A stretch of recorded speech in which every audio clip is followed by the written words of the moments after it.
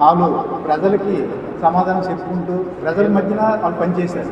ఈరోజు మీ టైంలో ఏ ఒక ఎంప్లాయ్ అయినా గుండె మీద వేసుకొని నిజాయితీగా పనిచేసే పరిస్థితి ఉందా? ప్రతి దీంట్లో మీరు దూరిపోతారు.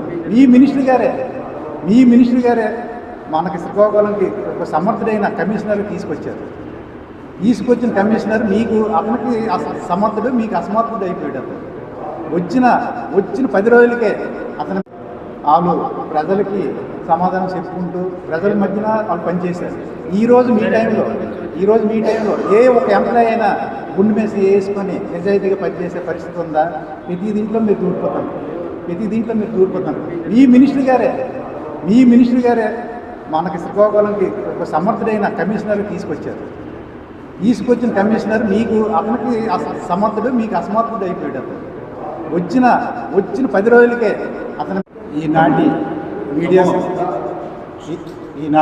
సమావేశానికి హాజరైన మా తోటి సహోదరులు మా రాజశేఖర్కి, మా మావిడి శ్రీకాంత్ గారికి, మన సూర్యబాబు గారికి, పవన్ శ్రేణి గారికి, స్వరూప్ గారికి, బైరి మురళి గారికి, కిందరాపు రమేష్ గారికి, ఇన్ని ధనుంజయ్ గారికి, మండలి రవి గారికి, పవన్ గారికి, మనం అందరికీ నా హృదయపూర్వక నమస్కారాలు. ప్రింట్ మీడియా ఎలక్ట్రానిక్ సోదరులందరికీ నా హృదయపూర్వక నమస్కారాలు. మనకి మిత్రులకు, పాత్రికేయ మిత్రులకు, నా తోటి ప్రతినిధి అందరికి కూడా పేరు పేరున నమస్కారాలు తెలియజేసుకుంటూ, ఈరోజు మన శ్రీకాకుళం ఎమ్మెల్యే శంకర్రావు గారు ఆనాడు ఎలక్షన్లో నాకు ఒక్క ఛాన్స్ ఇవ్వండి, ప్రజలు నేను నా తలపై పెట్టుకుంటానని అన్నారు. కానీ ఈరోజు శ్రీకాకుళం నియోజకవర్గ చరిత్రలో ఎలక్ట్రానిక్ మీడియా మిత్రులకి, వచ్చినటువంటి పార్టీ పెద్దలందరికీ నా యొక్క నమస్కారాలు. ఈ శ్రీకాకుళం మున్సిపాలిటీ అంటే మనం రాజకీయ విమర్శలు చేయడానికే కాదు ఈ సమావేశం పెట్టింది.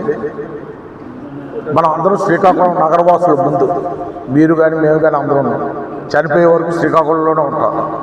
మన నగరానికి ఉన్నటువంటి సమస్యల మీద ఈనాటి మీడియా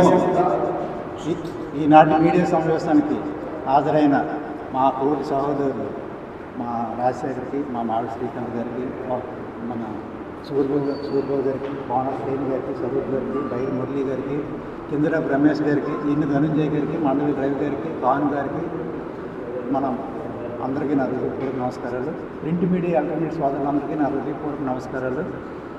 మనకి